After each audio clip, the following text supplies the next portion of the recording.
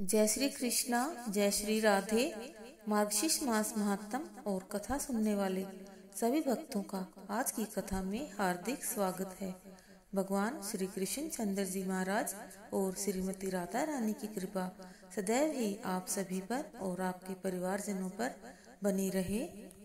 तो आइए अब सुनते हैं 13वें अध्याय का महात्म। एक समय पुण्य क्षेत्र नैमिषारण्य में शौनकादि ऋषियों ने सूत जी से बहुत आदर पूर्वक प्रश्न किया। शौनकादि ऋषियों ने कहा, सूत जी आप निष्पाप हैं। आपने समस्त इतिहास, पुराण और धर्म शास्त्रों का विधि पूर्वक अध्ययन किया है तथा इनकी भली भांति व्याख्या भी की है। कृपा करके यह बताइए कि उन सब शास्त्रों, पुराणों और गुरुजनों के उपदेशों में कलयुगी जीवों के परम कल्याण का सहज साधन आपने क्या निश्चित किया है, तथा आप तो जानते ही हैं कि यदुवंशियों के रक्षक भक्त वत्सल भगवान श्री कृष्ण ने वासुदेव की धर्म पत्नी देवकी के गर्भ से क्या करने की इच्छा से अवतार ग्रहण किया था और सर्व समर्थ भगवान अपनी योग माया से स्वच्छंद लीला करते हैं। आप उनकी मंगलमय अवतार कथाओं का वर्णन कीजिए। सूत जी ने सुखदेव जी की शरण ग्रहण करते हुए कहा, शौनक जी आप लोगों ने संपूर्ण विश्व का कल्याण करने के लिए यह बहुत ही उत्तम प्रश्न किया है। प्रकृति के 3 गुण होते हैं, सत्व, रज और तम। इनको स्वीकार करके इस संसार की उत्पत्ति, स्थिति और संहार के लिए एक अद्वितीय परमात्मा ही विष्णु, ब्रह्मा और रुद्र ये 3 नाम ग्रहण करते हैं। फिर भी मनुष्य का कल्याण तो सत्व गुण स्वीकार करने वाले भगवान श्री हरि से ही होता है।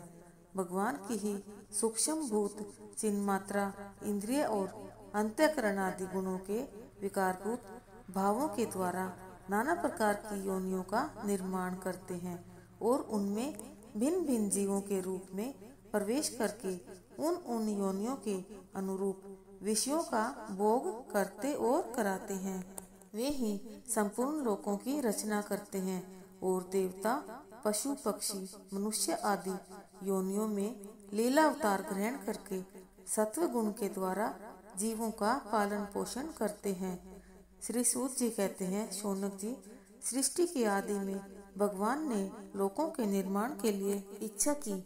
इच्छा होते ही उन्होंने मैं तत्व से निष्पत्र पुरुष रूप ग्रहण किया। इनमें 10 इंद्रियां, 1 मन और 5 भूत, ये 16 कहलाए। ये 16 कलाएं हैं। उन्होंने जल में शयन करते हुए अपनी योग माया का विस्तार किया। तब उनके नाभि सरोवर से एक कमल उत्पन्न हुआ और उस कमल से प्रजापतियों के अधिपति ब्रह्मा जी उत्पन्न हुए। भगवान के इस विराट रूप के अंग प्रत्यंग में ही समस्त लोकों की कल्पना की गई है। पाताल उनके तलवे में, एडियों और पंजों में रसातल, घुटनों में सुतल, दोनों गुल्फों एडी से ऊपर की गांठें महातल, पैर के घुटनों से नीचे वाले पिंडे तलातल, जांघे वितल और अतल, पेड़ू भूतल, नाभि में आकाश, छाती में स्वर्ग, गले में महलोक, मुख में जनलोक, ललाट में तपलोक और सहस्त्र शीर ही सत्यलोक है। वह ही भगवान का विशुद्ध सत्व में श्रेष्ठ स्वरूप है। भगवान का यह ही पुरुष रूप जिसे नारायण कहते हैं अनेक अवतारों का अक्षय कोश है। इसी से सारे अवतार लिया और अखंड ब्रह्मचर्य का पालन किया। दूसरे रूप में इस संसार का कल्याण करने के लिए समस्त यज्ञों के स्वामी भगवान श्री हरि ने पृथ्वी के उद्धार के लिए वराह के नाम से सूकर रूप धारण किया। तीसरे रूप में ऋषियों की सृष्टि में आपने ही नारद जी के रूप में अवतार ग्रहण किया और सात्वत तंत्र का उपदेश किया। उसमें कर्मों के द्वारा किसी प्रकार कर्म बंधन से मुक्ति मिलती है। चौथे रूप में धर्म की पत्नी मूर्ति के गर्भ से नर नारायण के रूप में अवतार ग्रहण किया। इस अवतार में उन्होंने ऋषि बनकर मन और इंद्रियों का संयम करके कठिन तपस्या की। 5वें अवतार में, इस अवतार में आपने सिद्धों के स्वामी कपिल देव के रूप में प्रकट होकर सभी तत्वों का निर्णय करने वाले सांख्य शास्त्र का पुनः निर्माण कर अपनी माता देवहूति और आसुर नामक ब्राह्मण को उपदेश किया। छठा रूप, इस अवतार में सती अनसुईया के वर मांगने पर मुनि अत्रि के पुत्र दत्तात्रेय हुए। इस अवतार में उन्होंने अलके और भक्त प्रहलाद आदि को उपदेश किया।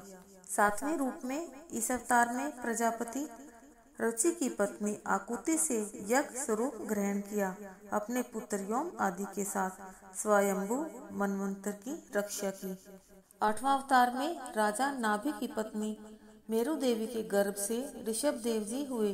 इस रूप में भगवान परमहंसों का वह मार्ग जो सभी आश्रमियों के लिए वंदनीय है। नौवें अवतार में ऋषियों की प्रार्थना पर आपने महाराज पृथु के रूप में अवतरण हुए। मुनिवर इस अवतार में उन्होंने पृथ्वी से सभी प्रकार के रत्न, धातु, औषधि आदि का दोहन किया। दसवें अवतार में चाक्षुष मनवंतर के अंत में जब त्रिलोकी समुद्र में डूब रही थी, तब आपने मत्स्य के रूप में अवतार लिया और ऋषियों को नौका पर बिठाकर वैवस्वत मनु की रक्षा की। 11वें अवतार में समुद्र मंथन के अवसर पर जब देवता और दानव दोनों का उद्योग विफल हो रहा था, तब आपने कूर्म के रूप में अवतार लेकर मंदराचल पर्वत को अपनी पीठ पर धारण कर उनकी सहायता की। 12वें भगवान धन्वंतरी के रूप में आप अमृत लेकर प्रकट हुए। 13वें अवतार में आपने भक्तों को अमृत पान कराने के लिए मोहिनी रूप में प्रकट होकर उन दैत्यों को मोहित किया। 14वें अवतार में अपने भक्त प्रहलाद की रक्षा के लिए आपने नरसिंह रूप धारण किया और दैत्यराज हिरण्यकशिपु की छाती नखों से चीरकर त्रिलोक की रक्षा की। 15वें अवतार में कश्यप मुनि की पत्नी अदिति से भगवान वामन के रूप में प्रकट हुए और दैत्यराज बलि से 3 पग भूमि का दान लेकर तीनों लोक नाप लिए। 16वें अवतार में जब क्षत्रिय ब्राह्मणों से द्वेष करने लगे, तब ब्राह्मणों की रक्षा के लिए आपने परशुराम बनकर 21 बार क्षत्रियों को पृथ्वी से विहीन किया। 17वें अवतार में महामुनि पराशर जी की पत्नी सत्यवती से व्यास जी हुए। उस समय लोगों की धारणा शक्ति कमजोर हो गई थी। यह देखकर वेद की कई शाखाएं की। 18वें अवतार में आपने मर्यादा पुरुषोत्तम श्री राम के रूप में अवतार लेकर सेतु बंधन, रावण वध आदि लीलाएं की। 19 और 20वें अवतार में आपने बलराम और कृष्ण के रूप में अवतार लेकर बहुत सी लीलाएं की और भूमि का भार उतारा। 21वें अवतार में आप हंस के रूप में प्रकट हुए और सनकादिकों को भागवत का उपदेश किया। 22वें अवतार में द्वापर के उत्तरार्ध में आपने हैग्रीव रूप ग्रहण कर औषधि बीज आदि की रक्षा की। 23वें अवतार में कलयुग आ जाने पर मगध देश में राजा अजन के पुत्र भगवान बुद्ध का अवतार होगा। कुछ विद्वान गौतम बुद्ध को भगवान विष्णु का ही अवतार मानते हैं। 24वें अवतार में जब कलयुग का अंत निकट होगा तथा राजा प्राय लुटेरे हो जाएंगे, तब विष्णु यशा नामक ब्राह्मण के यहाँ अवतार लेकर धर्म की रक्षा करेंगे। तो ये था भगवान के 24 अवतारों का वर्णन।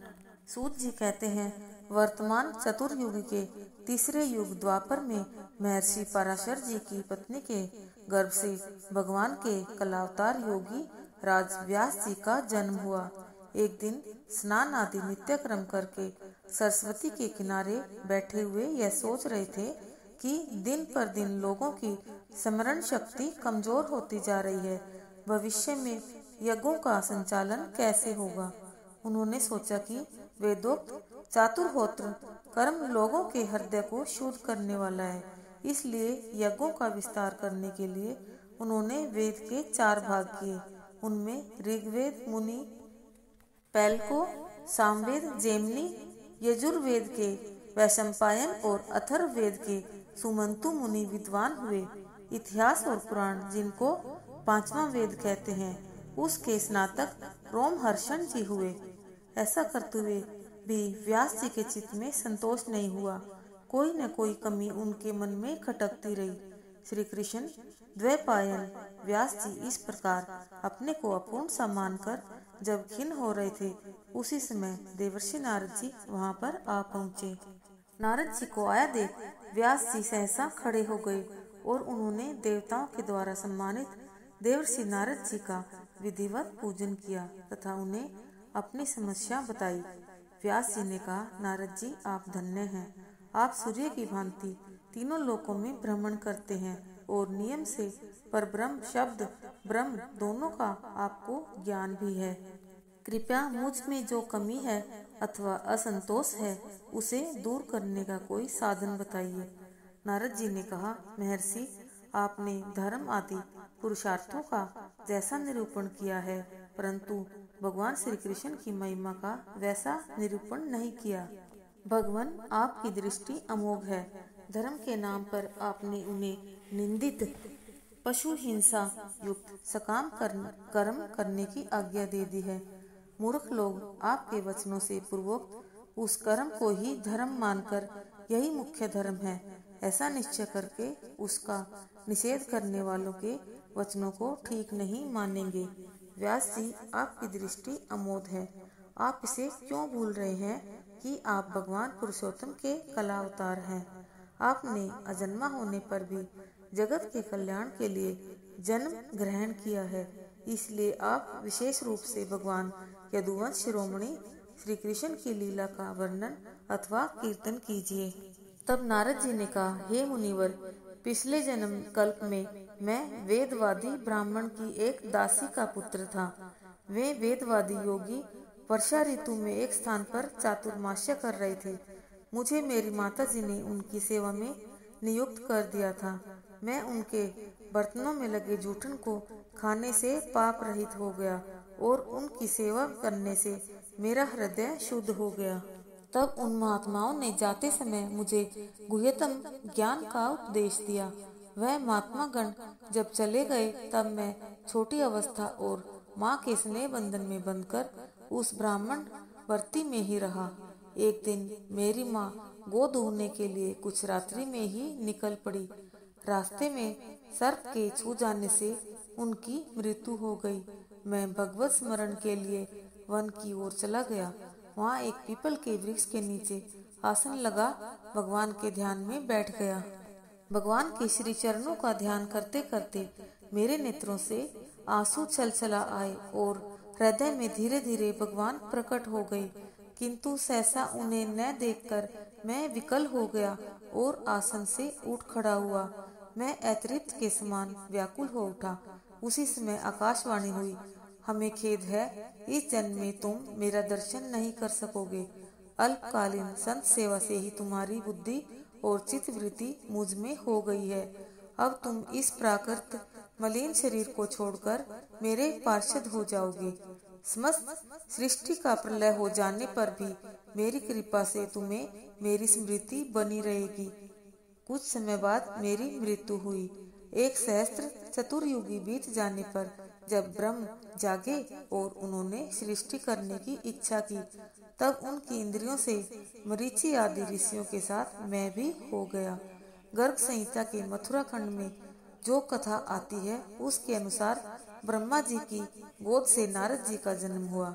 ब्रह्मा जी के 10 मानस पुत्रों में से ये एक हैं। वे भगवत भक्ति में उन्मत्त होकर भूमंडल पर भ्रमण करते हुए भगवान के नाम और पदों का कीर्तन करने लगे।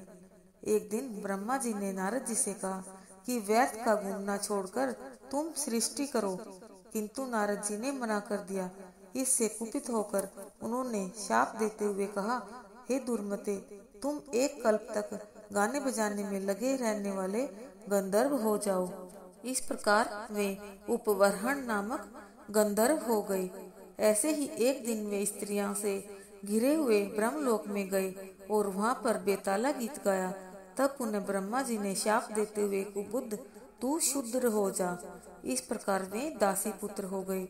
अपना पूर्व चरित्र कहकर जब नारद जी चले गए, तब वेद व्यास जी ने अपने मन को भक्ति योग द्वारा निर्मल कर निश्चय किया और इस परमहंसों की संहिता श्रीमद् भागवत की रचना की तथा अपने निवृत्ति प्रायण पुत्र श्री सुखदेव जी को पढ़ाया। बोले विष्णु भगवान की जय, बोले श्री कृष्ण चंद्र भगवान की जय। जय जय श्री राधे, जय जय श्री राधे, जय जय श्री राधे श्याम।